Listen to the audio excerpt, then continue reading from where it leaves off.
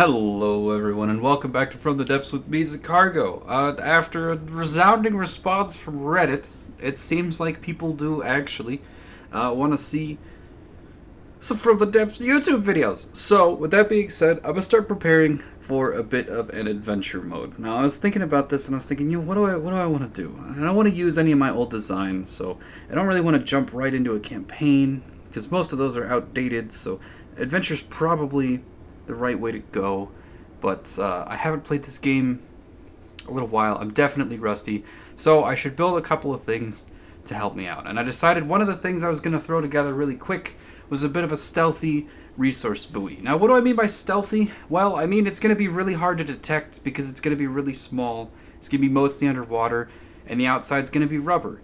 That's what I mean by stealthy. So if you didn't know, rubber has reduced radar return over every other material. That's its main purpose, sort of, in the game. Or not radar return, sonar return. Not sure about radar. Maybe, but not sure. So I'm just going to throw together a tiny little resource buoy and figure out about how much it can collect. Now, I was thinking about this, and most of my adventure runs have ended up with these big, massive battleships. And I kind of wanted to avoid doing another one of those. So I asked myself, I was like, what can I do? What can I do to just avoid building a gigantic battleship? And I remembered the hover tank that I put together yesterday. It's not a very good hover tank, but it gave me an idea. And the idea was, what if I played a bit of a carrier, launching a couple of sub-vehicles, primarily some different hover tanks. And I really liked the sound of that idea. So it started immediately just the question of, well, what sort of sub-vehicles am I going to make to launch out of this? And the first thing that I was thinking was, I probably need a bit of a resource collector. One of the things about the adventure mode is sub-vehicles are underrated in From the Depths in general. At least what I've found by looking around. They're so useful. The trouble with sub-vehicles is that they're very hard. It's very hard to build good ones. So what I'm going to do, I'm going to build a resource buoy, and then hopefully I'll be able to deploy a couple of these to resource zones, and they should be really low threat and mostly invisible, so hopefully they won't get caught in the crossfire too often, and that should help me get more out of resource zones.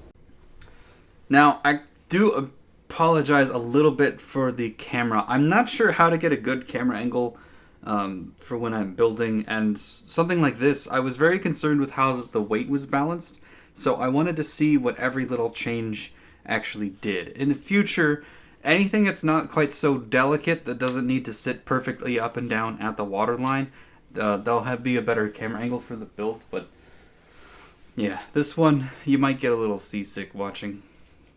What I'm doing right now is I'm using an ACB to adjust the power of all of the propellers at once, just to fine tune it down. I end up putting them on 0.1 times power. So they're all on 10% power for each of the propellers.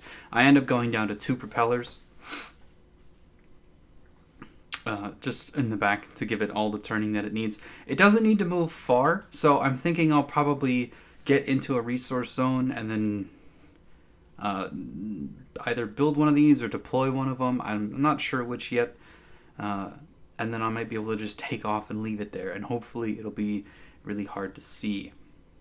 Now, if you're wondering exactly how the detection systems interact with this, basically, RTGs put off a little bit of thermal energy, but not very much. You need a lot of RTGs to be detectable through thermal energy, which makes us visible, almost invisible to infrared.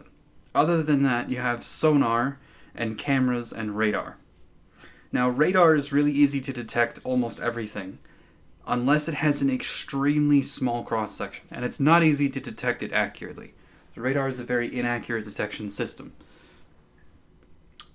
So, hopefully above ground, we're just going to have whatever scaffolding we need to hold the resource collector, and the resource collector itself. And that should be a cross-section of maybe 3 meters cubed. Maybe a little bit more. Maybe 4 meters cubed. And then underwater, we're just going to have essentially a 3 by, what is that, 12? 3 by 12, 3 by 13 something like that. But it's going to be mostly made of rubber, which is going to reduce the cross section for sonar. So hopefully this thing should be invisible to torpedoes, and it should be invisible to radar guided missiles. It should be invisible to infrared, which means the only thing left is cameras at close range. So yeah, should be really hard for things to actually detect this, at least accurate enough to shoot missiles or guns at it. And that's the hope with this. And with that being said, we're coming up on the end here. If you guys have any preferences or tips or things to do with video editing, how you'd like to see this done, if there's anything you'd like to see me cut out or leave in, by all means leave that in the comments section. I think what I'm going to do is once I finish the voiceover, I'm going to adjust the time-lapse speed to match the voiceover, and it should be a fairly short video. And then I'll just upload that as is, and you guys can let me know what you think. So there I was, about to record the a once-over look at the craft and the bit of the outro, when I decided I had to compulsively sit and adjust the water line, and then this happened.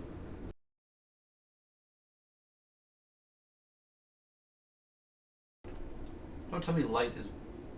Glass is buoyant? Oh no! Glass is not supposed to be buoyant. Damn it.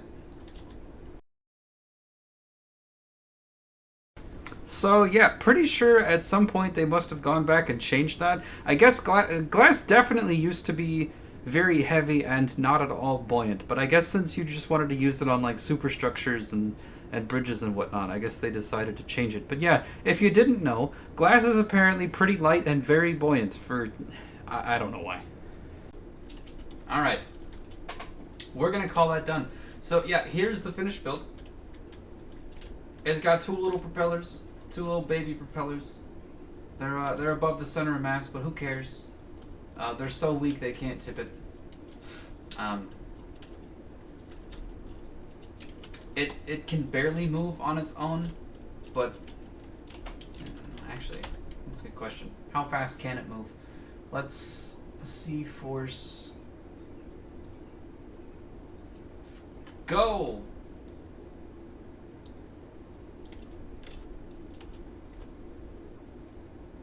It's moving so slow the propeller's not even turning.